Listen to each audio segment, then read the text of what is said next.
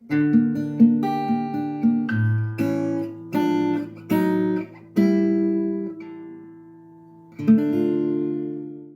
dia, boa tarde, boa noite, queridos telespectadores. Eu me chamo Guilherme Góes. Eu me chamo Gabriel.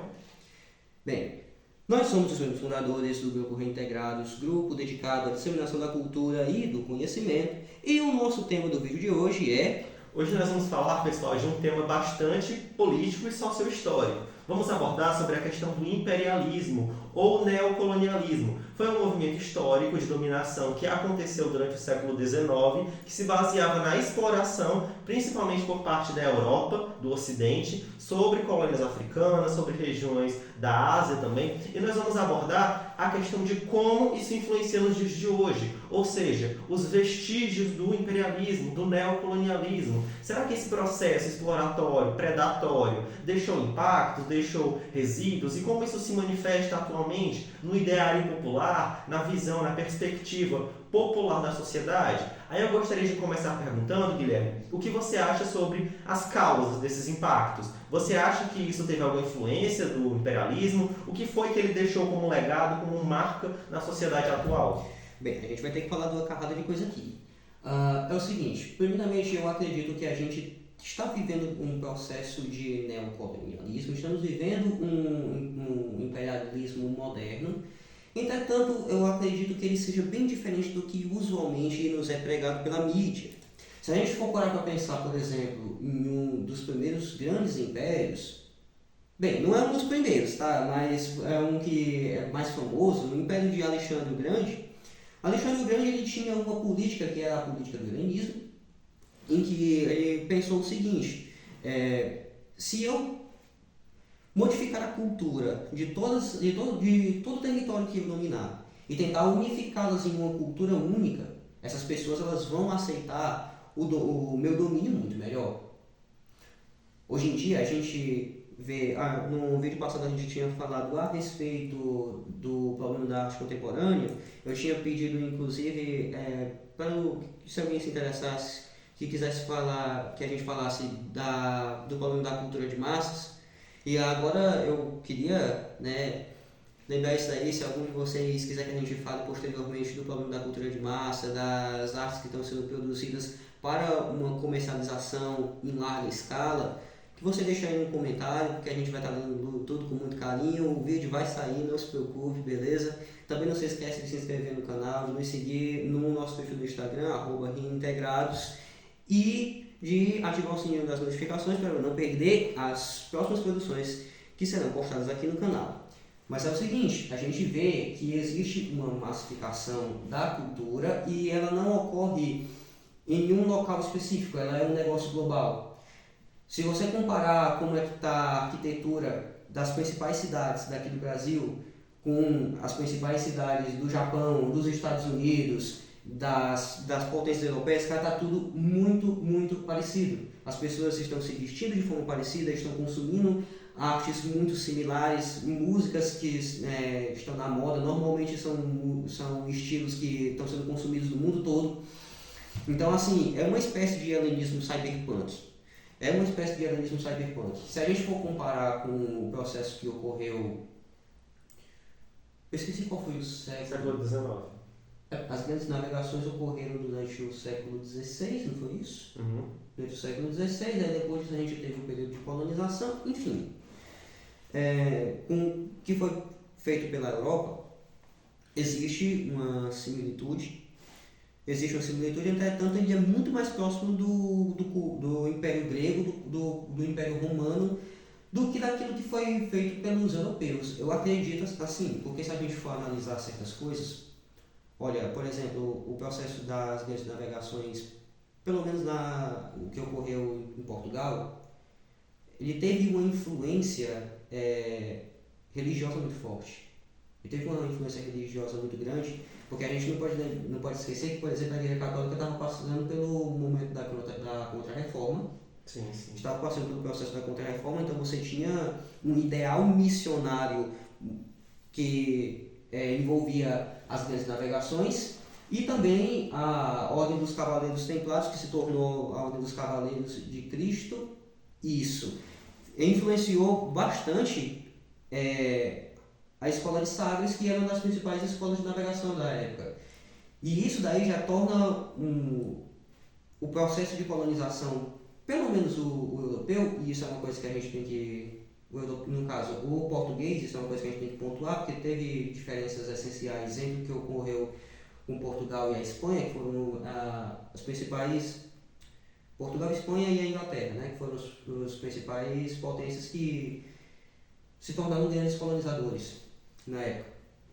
Existem diferenças muito grandes que devem ser pontuadas. Eu acho que isso, inclusive, ficaria melhor estar sendo discorrido em um próximo vídeo, porque é muita coisa. Mas é o seguinte, havia esse ideal missionário muito forte. A pregação da doutrina católica, principalmente da doutrina católica, tá, gente? No que se deu nesse período, ele era uma coisa quase, uma condição sem a qual aquilo não poderia acontecer.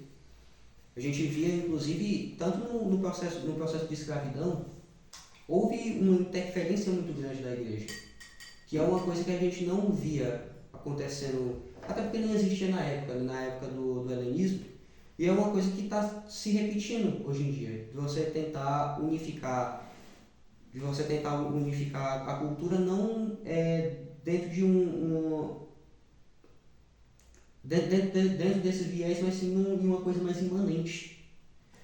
Me parece muito mais um helenismo cyberpunk do que de fato uma repetição do processo europeu. Sim, achei bem interessante que seu posicionamento sobre essa questão da cultura de massas, relacionando também a questão da globalização, né, com essa questão da massificação da cultura. Outro ponto que eu gostaria de abordar, pessoal, sobre essa questão do imperialismo, o imperialismo em si, propriamente dito, né, o colonialismo no século XIX.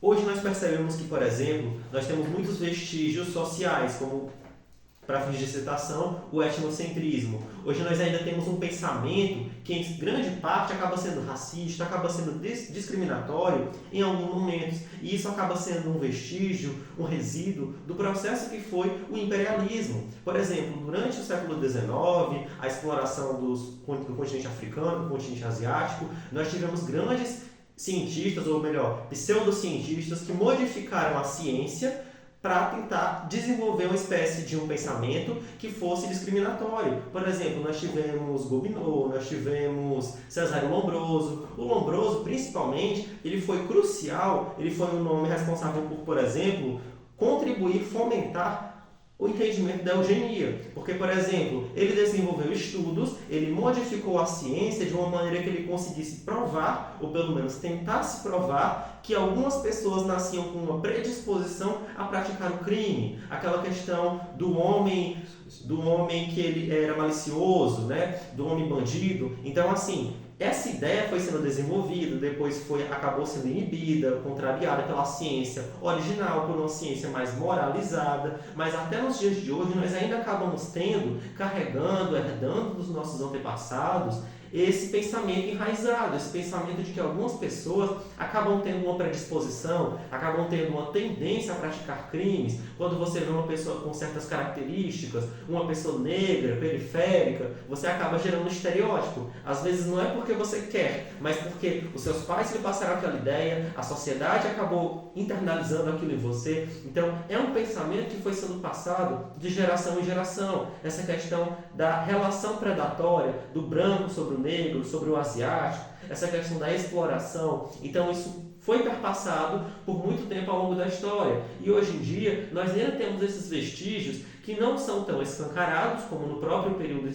imperialista, mas que ainda assim existem. Por exemplo, na minha própria infância, que não foi há pouco tempo, na verdade, eu me lembro que a gente ainda costumava falar o lápis bege como cor de pele, e a gente pensa que deve ser uma coisa inocente, essa questão de chamar o lápis bege, a cor nude, como cor de pele, mas só que quando você cresce, você percebe que isso é extremamente errado, e que as crianças falavam isso com uma inocência, porque aprendiam que aquilo, que o lápis bege, o lápis mais amarelado, digamos assim, era a cor de pele, era a cor universal, porque ninguém chegava na criança a corrigia dizendo que existiam diversas outras cores de pele. Isso claramente foi um vestígio do imperialismo, dessa ideia de supremacia, de eugenia, de dominação. Então eu acredito que um dos principais impactos do período imperialista foi essa questão do enraizamento da discriminação no pensamento social, no subconsciente, que não é tão escancarado, as pessoas sabem que é errado, mas ainda assim a maioria acaba carregando inconscientemente. Eu gostaria de verificar também, Guilherme, qual o seu posicionamento a respeito das consequências. O que causa, o que acaba acarretando para a sociedade, esse pensamento que o imperialismo deixou para a sociedade moderna, o que acaba gerando como efeito? Bem, é justamente aquilo que a gente está. Justamente aquilo que a gente está buscando combater aqui no Reintegrados. Porque é o seguinte, um dos principais fatores que acaba contribuindo para que essa cultura, como é que eu posso dizer, essa coisa quase que amorfa esteja acontecendo na nossa sociedade, é o fato de que as pessoas elas não entendem muito bem o que está acontecendo, sabe? A pessoa está alienada a respeito daquilo. E se a pessoa tivesse uma consciência, eu não vou dizer que todo mundo iria começar a fazer a sua parte para poder mudar alguma coisa a respeito disso, mas pelo menos boa parte das pessoas já não seria mais tão adeptas, entendeu? A pessoa simplesmente muitas vezes ela não sabe o que está acontecendo, ela não tem entendimento do que é que está ocorrendo no mundo e como é que aquilo afeta a vida dela. Então, a pessoa tem que buscar se educar, a pessoa tem que buscar você ter uma consciência histórica, você tem que buscar ter uma consciência filosófica. Inclusive, olha, eu que sou uma pessoa que sou muito apaixonada pelo meu próprio país, tem certas coisas que eu acho extremamente esquisitas e que aconteçam no Brasil, porque é o seguinte, o grande fator que define a identidade nacional é a miscigenação. Sim, sim. Inclusive, tudo aquilo que é genuinamente brasileiro não é uma coisa que brotou aqui no Brasil, ele é uma síntese do que há de melhor no mundo todo. Você pega assim, por exemplo, na nossa música folclórica brasileira, ela é uma mistura de harmonia e melodia europeia com ritmo africano e indígena, juntou tudo num cambalacho só, pronto, saiu o samba, saiu o forró, o baião. Então assim, nossa, são coisas que eu acho extremamente estranhas que o brasileiro médio ele seja adepto de uma visão de mundo que seja uma coisa, eu não vou dizer etnocêntrica, cara. Uma visão alienada. Uma visão alienada, né? Porque isso é uma coisa que não combina com o nosso povo. Então as pessoas elas estão se distanciando, inclusive estão se distanciando de quem de fato elas são. Porque a gente carrega essa herança dentro da gente. Sim, sim. Realmente, tem muito de pertinente com a sua fala, Guilherme. Eu também concordo nisso daí. Outro ponto que eu gostaria de complementar, ou melhor, de aprofundar na sua fala, é sobre essa questão da alienação. Como funciona o processo de alienação? Digamos que o casal, a família tem um filho. Aí esse filho ele cresce sendo doutrinado, recebendo uma ideologia da família, recebendo um pensamento alienatório de que a criança deve fazer isso ou fazer aquilo, de que isso é certo, que é errado. Ok, o arcabouço de valores morais da criança, construindo o seu caráter. Só que essa formação ela se torna prejudicial a partir do momento em que você passa para a criança, para aquele indivíduo em formação, a ideia de que tem algum grupo que é inferior por seguir determinada orientação sexual, por seguir determinada orientação religiosa ou por ter determinada etnia. Então, assim, é necessário que você sempre se questione a respeito das suas decisões e a respeito das suas crenças. Será que aquilo dali é algo que você acredita porque você realmente defende ou porque ele foi imposto? É importante você fazer uma análise, um policiamento das suas práticas tradicionais para verificar qual o sentido por trás. Por exemplo, geralmente nós temos o hábito de pedir a bênção às pessoas mais velhas. Geralmente a gente nem fala bênção, a gente fala benção, né? Porque é a questão da rapidez. Mas só que é muito difícil você parar para pensar por que você pede a bênção às pessoas mais velhas. Porque é um costume, é uma tradição que foi passada de geração em geração. Os seus avós passaram aos seus pais, os seus pais passaram a você. E você adquiriu esse costume, muitas das vezes sem nem saber por quê. Se isso tem um caráter religioso, moral, ritualístico, você não para perceber essa questão. Então é importante que, quando se trata da sua percepção sobre o mundo, sobre outras outras etnias, sobre outros povos, sobre pessoas distintas de você, você faça um policiamento para defender, para analisar o que você apoia, com o que você compactua. Eu entendo que isso é certo e eu entendo que isso é errado. Fundamentar os seus valores para que você não acabe se tornando massa de manobra ou então fique preso dentro de um dogma social, dentro de uma cúpula de alienação. Então, nós estamos aqui com esse propósito de disseminar conhecimento. O que nós apresentamos aqui é justamente a nossa visão, o nosso debate sobre alguns temas, e justamente esse debate ele é fundamental porque nós apresentamos não uma verdade universal, mas uma discussão. Então, às vezes, o que eu defendo é diferente do que o Guilherme defende, mas a gente discute aqui de uma maneira que nós possamos